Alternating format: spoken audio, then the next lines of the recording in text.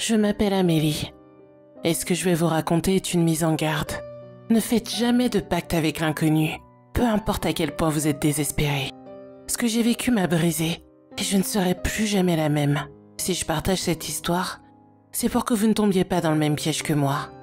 Écoutez bien et souvenez-vous, certaines dettes ne se payent pas avec de l'argent. Tout a commencé il y a 5 ans, à l'automne 2020. J'avais 26 ans et ma vie était un gouffre.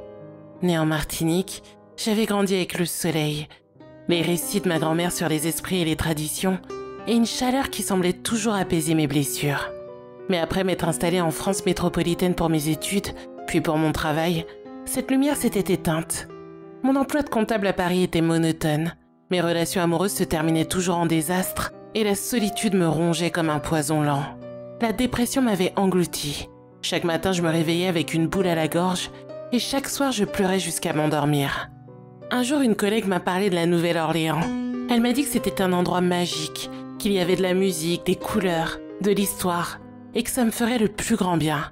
Elle ne savait pas à quel point j'avais besoin d'échapper à ma vie.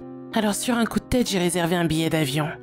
Je ne connaissais presque rien de cette ville, sinon qu'elle vibrait d'une énergie unique mêlée de jazz, de vaudou et de mystères très semblables à ceux de mon île.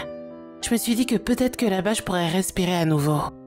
Quand je suis arrivée à la Nouvelle-Orléans, l'air était lourd, saturé d'humidité et d'une odeur sucrée presque surnaturelle. Les rues du vieux Carré respiraient une vie que je n'avais jamais connue. Les musiciens jouaient du saxophone sous les lampadaires, les passants riaient, et les bâtiments au balcon en fer forgé semblaient murmurer des secrets.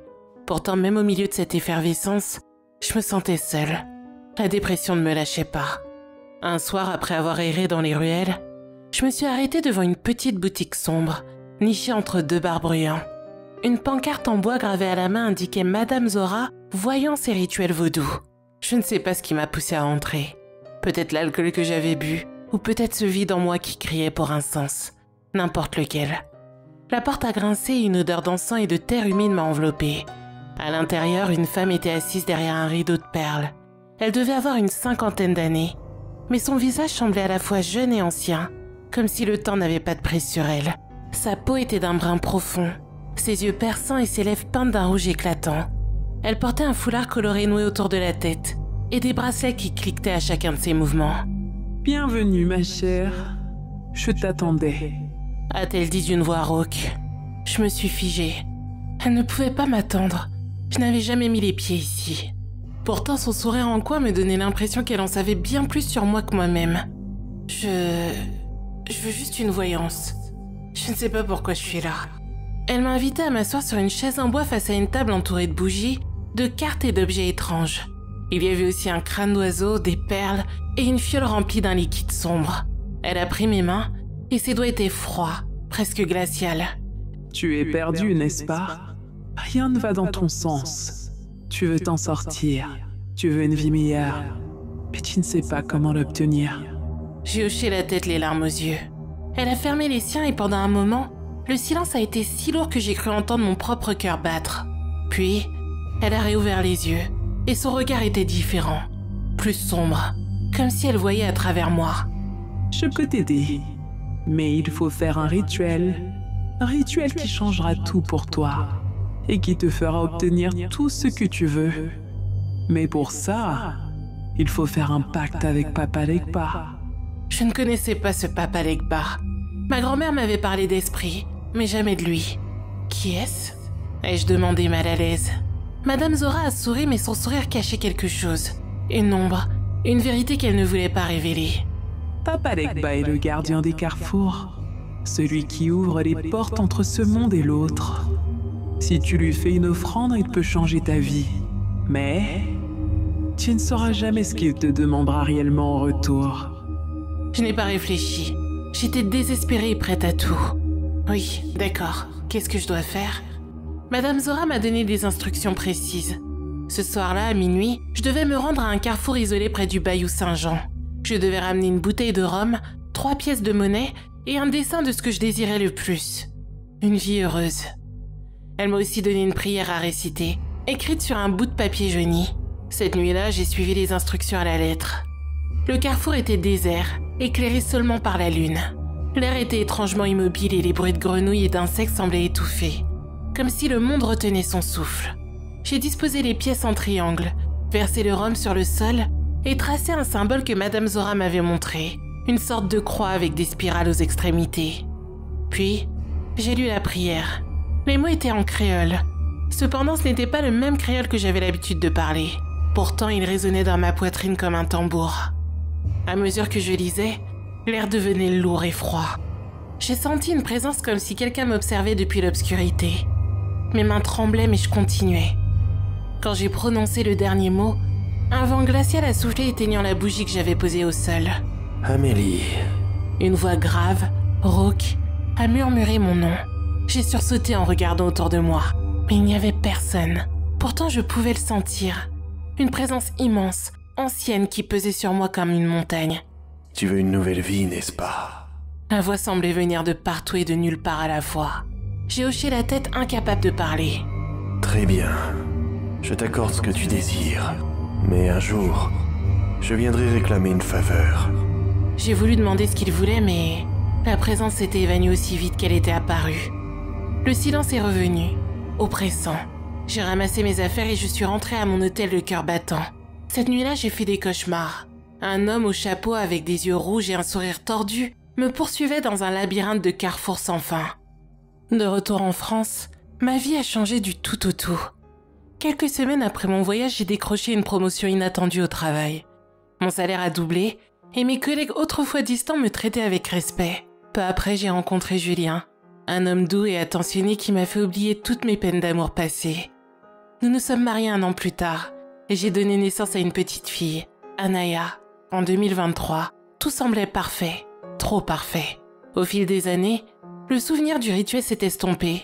J'ai relégué cette nuit au carrefour à une impulsion de voyage, un moment de faiblesse. Je me disais que Papa Legba n'était qu'une légende, que Madame Zora n'était qu'un charlatan, que j'avais juste repris le contrôle de ma vie et que rien ne pouvait m'atteindre. Mais tout a basculé la nuit où Anaya est née. Dans la salle d'accouchement, épuisée mais heureuse, j'ai tenu ma fille dans mes bras pour la première fois. Elle était parfaite, avec ses petits poings serrés et ses yeux curieux. Mais alors que je la regardais, une ombre a traversé la pièce, une silhouette indistincte portant un chapeau. J'ai cligné des yeux et elle avait disparu. J'ai donc mis ça sur le compte de la fatigue. Mais les visions ont continué. Dans les semaines qui ont suivi, je voyais cette silhouette partout. Dans les reflets des vitres, au coin des rues, même dans mes rêves. Chaque fois, elle était plus nette, plus proche. Un homme vêtu de noir avec un visage émacié et un sourire qui ne quittait jamais ses lèvres. Ses yeux brillaient d'une lueur rougeâtre comme des braises. Et chaque fois, il murmurait « Amélie, le moment approche. » Un soir, alors que je berçais Anaya pour l'endormir, il est apparu. Pas dans un reflet, pas dans un rêve. Il était vraiment là, dans ma chambre. C'est la première fois que je le voyais distinctement. Il était grand et maigre, vêtu d'un costume élimé, et il tenait une canne surmontée d'un crâne. Son chapeau projetait une ombre qui semblait engloutir la lumière. J'ai serré Anaya contre moi, mon cœur battant à tout rompre. « Qu'est-ce que vous voulez ?» ai-je crié, réveillant ma fille qui s'est mise à pleurer. Il a ri, un son qui semblait venir des profondeurs de la terre. Ton enfant, Amélie, c'est le prix de la vie que je t'ai donné. J'ai refusé en hurlant qu'il n'aurait jamais Anaya. Il m'a regardé et son sourire s'est élargi, révélant des dents pointues comme celles d'un prédateur. Puis il a disparu, ne laissant derrière lui qu'une odeur de rhum et de cendre. À partir de ce moment, ma vie s'est effondrée. Anaya pleurait sans arrêt, comme si elle sentait une présence malveillante. Julien, d'abord patient, a fini par s'éloigner. Il me reprochait d'être paranoïaque, de ne plus être la femme qu'il avait aimée. Puis un jour, il est parti, emportant ses affaires sans un mot.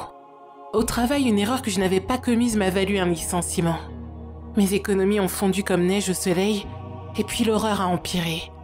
Mes dents, elles ont commencé à se déchausser, tombant une à une sans raison médicale. Chaque matin, je me réveillais avec du sang dans la bouche, avec le souvenir de la silhouette de Papa Legba dans mes cauchemars. Je savais ce qu'il voulait. Chaque nuit, il apparaissait en répétant « Donne-moi l'enfant, Amélie. C'est le pari. » J'ai essayé de résister. J'ai consulté des prêtres, des médiums, même un marabout. Aucun n'a pu m'aider. L'un d'eux, un vieil homme aux yeux effrayés, m'a dit « Vous avez invoqué Papa Legba. Vous ne savez pas à qui vous avez affaire. Il ne pardonne pas une dette. » Un soir, à bout de force, je me suis effondrée. Anaya hurlait dans son berceau, et l'appartement semblait vibrer d'une énergie malsaine. Papa Legba est apparu, plus réel que jamais. Finissons-en, Amélie. Donne-moi l'enfant ou tu perdras tout. J'ai pleuré, supplié, mais il était implacable. À cet instant, j'ai compris que je n'avais pas le choix. Si je continuais à résister, il me prendrait tout. Anaya, ma santé, ma vie. Avec le cœur brisé, j'ai pris ma fille dans mes bras une dernière fois, embrassant son front. Puis je l'ai posée au centre de la pièce, là où j'avais tracé le symbole de Papa Legba avec du sel et du rhum. Il est apparu immédiatement, son sourire plus large que jamais. Sage décision. Il a tendu une main squelettique et Léa a disparu dans un éclat de lumière froide. L'appartement est redevenu silencieux, mais ce silence était pire que tout. J'étais seule, brisée, et ma fille était partie. Aujourd'hui, je me sens comme une coquille vide. J'ai tout perdu. Non seulement je n'ai plus ma fille, mais mon mari et ma santé ne sont pas revenus. Et ne parlons pas de mon avenir. Je ne dors plus, car à chaque fois que je ferme les yeux, je vois Papa Legba et son sourire. C'est pour ça que je vous raconte cette histoire, pour vous prévenir. Ne faites jamais de pacte avec lui. Peu importe ce qu'on vous promet, peu importe à quel point vous êtes désespéré. Certaines dettes sont trop lourdes à payer. Alors, si vous allez à la Nouvelle-Orléans, méfiez-vous des boutiques sombres et des femmes au sourire énigmatique. Méfiez-vous des carrefours sous la lune. Et surtout, méfiez-vous de Papa Legba. Il est toujours là à attendre au croisement des chemins, prêt à offrir une vie meilleure. Seulement, ce sera toujours à un prix que vous ne pourrez jamais imaginer.